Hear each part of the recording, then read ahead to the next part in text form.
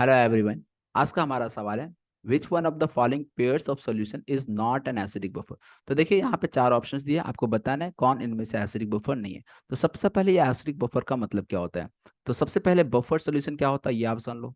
तो buffer solution हमें किसे कहते हैं, ऐसे सॉल्यूशन, बफर सॉल्यूशन हम किसे कहते हैं, ऐसे solution which resist the change in pH when strong acid or strong base is added in a small amount। मतलब कोई सॉल्यूशन आपके पास है और उस सॉल्यूशन में यदि आप कोई स्ट्रॉन्ग एसिड या स्ट्रॉन्ग बेस स्मॉल अमाउंट में ऐड करते हो, ठीक है ना, कोई स्ट्रॉन्ग एसिड और स्ट्रॉन्ग बेस यदि स्मॉल अमाउंट में ऐड करते हो और ये पीएच चेंज को रेजिस्ट कर रहा है, पीएच में चेंज नहीं होने दे रहा है, तो ऐसे में इस सॉल्यूशन को ही हम लोग क्या कहते हैं, buffer solution. Generally buffer solution में आपका वीक एसिड और उसी का कॉन्जुगेट बेस होता है, या वीक बेस कॉन्जुगेट एसिड होता है। यदि वीक एसिड कॉन्जुगेट बेस है तो उसे एसिडिक बफर कर देते हैं, वीक बेस कॉन्जुगेट एसिड है तो उसे बेसिक बफर कर देते हैं। तो फिलहाल यहाँ पे एसिडिक बफर के बारे में बात हो रहा है। तो एसिडिक बफर में क्या होगा, weak acid and conjugate base present होता है। तो एक एक करके हम लोग चारों ऑप्शन देखते हैं।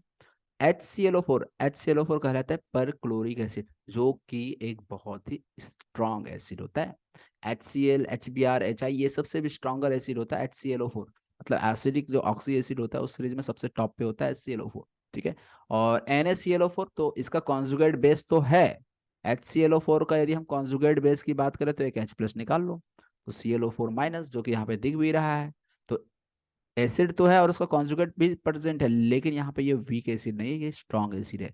जबकि क्या होना चाहिए एसिडिक बफर में, weak acid and it's conjugate base होना चाहिए। ऑप्शन ए क्यों नहीं होगा, समझ आ गया होगा। ऑप्शन बी CH3COH है, जो कि वीक एसिड है। CH3CON है, जो कि एक उसी का कॉन्जुगेट बेस है। कॉन्जुगेट बेस के लिए क्या करना है, सिंपली एसिड से H प्लस निकाल दो, कॉन्जुगेट बेस मिल जाएगा। तो ये कॉन्जुगेट बेस, ये उसका वीक एसिड है, तो इस तरह से ये बिल्कुल एसिडिक बफर फॉर्म करेगा। तो ऑप्शन बी जो है आपका एसिडिक बफर फॉर्म करेगा। ऑप्शन ए फॉर्म नहीं करेगा, समझ में आ रहा हो क्यों नहीं करेगा। ऑप्शन सी पे आता है H2CO3। अगेन H2CO3, जितने भी ऑर्गेनिक एसिड होते हैं ना वो सारे के सारे वीक एसिड होते हैं, जितने भी ऑर्गेनिक एसिड होते हैं। तो ये आपका कार्बोनिक एसिड है, जो कि एक वीक एसिड है।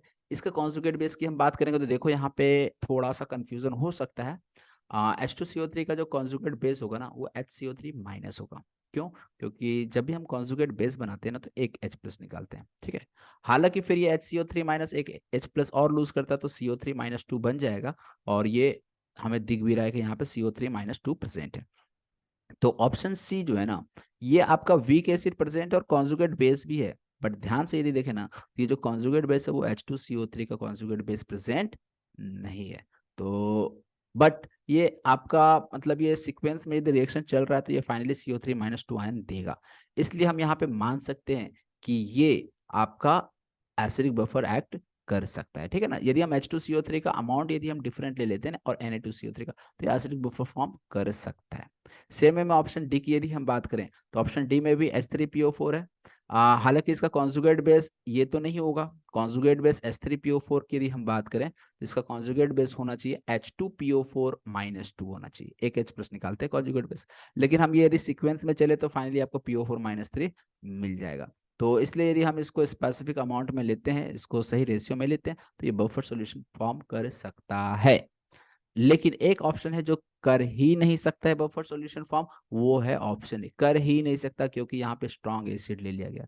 बाकी केस में वीक एसिड है और उसी का कॉन्जुगेट बेस प्रेजेंट है, ठीक है। हो सकता है रेशियो अलग अलग लेना पड़े जैसे सी और डी में। तो इसलिए इस सवाल का यदि हम सही जवाब की बात करें which is not an acidic buffer, तो वो हो जाएगा ऑप्शन ए। तो समझ में आया होगा उम्मीद करता हूँ। Hope you understand this question. Thank you for watching video.